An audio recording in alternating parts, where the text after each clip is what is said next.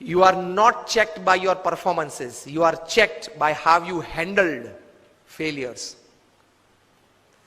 Fortune 500 के बारे में तो आपने सबने सुना है ना, Fortune 500 कंपनीज, उसमें से कहीं सीईओज को मैं मिला हूं, नेशनल इंटरनेशनल सेमिनार्स में हम मंच पे साथ में रहे हैं। अभी 2 साल पहले शिव खेरा और हम लोग साथ में थे, बहुत अच्छी बातचीत वार्तालाप हम मंच पे बैठे तब हुआ था। बड़े बड़े सीईओज को मैंने पूछा है, मल्टीनेशनल कंपनीज के सीईओज को, कि the person to whom you are paying more than 10 crore rupees per annum in salary, what do you ask them in their interviews? तो एक बड़े मल्टीनेशनल कंपनी के सीईओ ने मुझे पूछा था कि Swami, this is the first time I am asked this, कभी हमने ये नहीं सोचा था। मैंने बोला कि क्योंकि कई एग्जीक्यूटिव्स हैं, उनकी एनुअल तनख्वाह है 50 करोड़ 100 करोड़। मैं जागृत अवस्था में बोल रहा हूं। हा?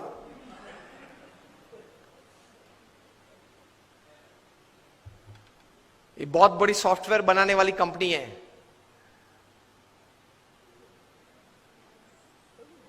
हाँ, इन्फोसिस नहीं, इंडियन कंपनी, अमेरिकन कंपनी है। एलिसन उनका सीईओ है, एलिसन। ऑरेकल कंपनी है, आप नेट पे जाके ऑरेकल खोलना, एलिसन नाम डालना और उनकी तनख्वाह आप देखना। पिछले 5 साल की उनकी एवरेज तनख्वाह है $400 million per year. Silence. $400 million, $1 million मतलब 65 करोड़ गिन लो, चलो राउंड फिगर 70 करोड़ गिन लो। $1 million is 10 lakh is 7 crore rupees. So 400 million is 2800 crore rupees per annum salary. आप देख लेना, मैं नाम देता हूं, Allison, ELLISON, he is the CEO of Oracle। आप नाम देख लेना। अभी परसों ही आपने सुना होगा सुंदर पिचाई का, गूगल के सीईओ, पर डे की सैलरी 3.5 करोड़। परसों ही न्यूज थे, हाँ 2 दिन पहले न्यूज थे। In the print media it is today, electronic media में 2 दिन पहले आ गए थे ब्रेकिंग न्यूज में। लास्ट ईयर फाइनेंशियल ईयर की पूरी सैलरी उनकी 1285 करोड़ थी,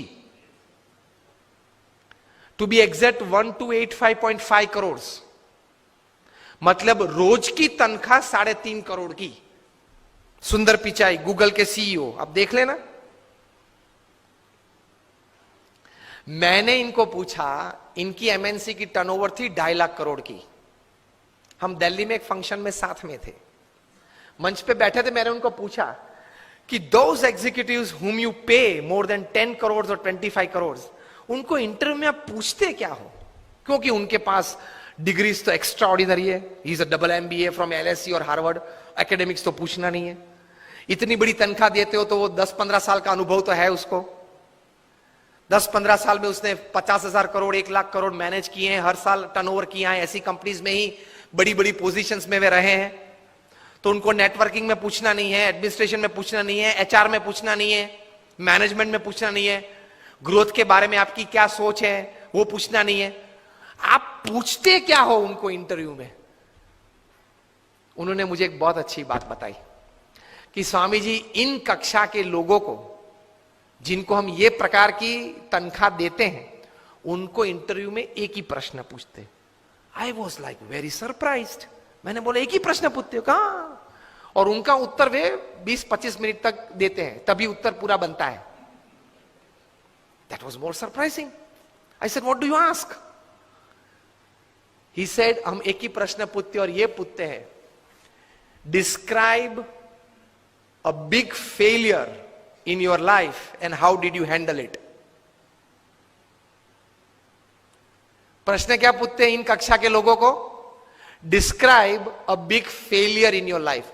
आपके परफॉर्मेंस के बारे में हमें कुछ पूछना नहीं है कि मैं पहली कंपनी में था, वहां 200% सेल बढ़ा दिया, दूसरी कंपनी में था, वहां 500% ग्रोथ कर दिया, वो हमें नहीं सुनना है। वो था आप लोग सब जो यहां बैठे हो, जो इंटरव्यू वाले देने आए हो, जिनको हम ये तनख्वाह देने वाले, सबके पास ऐसी ऐसी परफॉर्मेंस स्टोरीज है, ये कॉमन है, ये हमको नहीं पूछना है। पूछना क्या है? Describe a big failure of your life and how did you handle it. Simple. Performance से आपका कैलिबर का टेस्टिंग नहीं होता। वो तो किसी को भी चांस मिल जाता है, प्लेटफॉर्म मिल जाता है तो कूद लेता है। How did you handle failure? How did you handle a setback? How did you handle a fall in your life? That is important. क्योंकि अब रूटीन में जब हमारी, अगर हमने आपको हायर कर लिया, रूटीन में हमारी कंपनी चलती होगी, तो आप तो अच्छा परफॉर्मेंस दिखाए नहीं वाले हो। लेकिन कंपनी में अगर बड़ी आफत आ गई तो आप क्या करोगे वो बताओ। बाकी तो आपकी जगह और कोई भी ये कंपनी चला लेगा। Isn't it a very important question?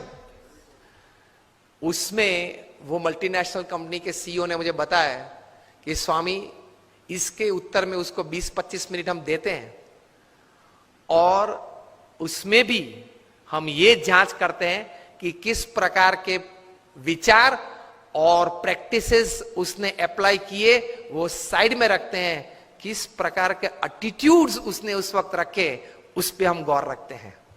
What we see in his answer is not what he thought during failure, not practicals what he applied to come out of that failure. What we see is what type of attitude he kept when he was a failure, when he met failure in his life. तो महान लोग ये परिस्थिति में इस प्रकार के attitude रखते हैं। तो इसमें ये बात आती है गम खाने की। ये बहुत बड़ा विचार जो प्रमुख स्वामी महाराज ने दिए, उसमें कई प्रकार के ऐसे अर्थ आ जाते हैं। That is the greatness of life. How do you handle failures? Failure handle में सिर्फ आपका एटीट्यूड, एक ही शस्त्र आपके पास रहता है। हां, ऐसी परिस्थितियां जीवन में आएगी जब आपके मोबाइल नंबर में 400 फोन होंगे, किसको फोन करूं वो तकलीफ में आ जाएंगे आप। Even if you are the Sahara of thousands of homes, when you are lying बेसहारा in तिहार for 4 years, किसको फोन करूं?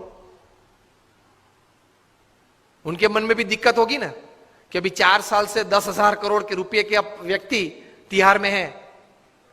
किसको फोन करते होंगे वो? मोबाइल में तो होंगे 1000 से ज्यादा नंबर। आपके सिटी के, बैंगलोर के किंग ऑफ द स्काईज जब भारत छोड़ना पड़ा, तब भारत का पासपोर्ट नहीं यूज कर पाए, डिप्लोमेटिक पासपोर्ट पे भाग गए ना। अभी वापस लाने की सब प्लानिंग चल रही है। आएंगे शायद, और अगर मुंह खोलेंगे बड़े बड़े तकलीफ में आने वाले हैं। तो फेलियर्स जब आते हैं तब एटीट्यूड्स किस प्रकार का रखते हैं, that is very important in life. Blame game चालू हो जाती है। तो ये व्यक्तिगत जीवन में है। तीसरा एक बात कार्य दृष्टि से कि कर्म करना हमारा अधिकार है, फल पे हमारा अधिकार नहीं है। If there are 100 things which are in your control that you can effect the end result, there are 1000 factors which are not in your control which can negatively effect the end result. Yes और no? आपने बड़ा अच्छा धंधा चालू कर दिया, लेकिन government की पॉलिसी बदल गई तो? आपने स्टैंड का धंधा चालू कर दिया और गवर्नमेंट ने कैप रख दी, क्या करेंगे? रख दी है, और कहीं कैप्स आने वाली है। मतलब there are thousands of factors which are not in your control which can actually effect the end result. इसलिए श्रीमद् भगवद गीता में भगवान श्री कृष्ण ने लिखा है कि you do your job in the best knowledge and the best practices that you have, and result Lord Krishna says I will decide. आपके पूर्व के जो कर्म हैं, आपने जिस भावना से वो कर्म किया है, जिस स्वार्थ से वो कर्म किया है, जिस एक दोनों को धक्का मार के आगे निकल गए हो, वो सब भी गिनती में तो लेना पड़ेगा ना। वो सब वो हिसाब से फाइनल रिजल्ट आता है। अगर ये बात को समझ ले तो आप कभी डिप्रेशन में नहीं आओगे, कभी स्लीपिंग पिल की आपको जरूरत नहीं पड़ेगी।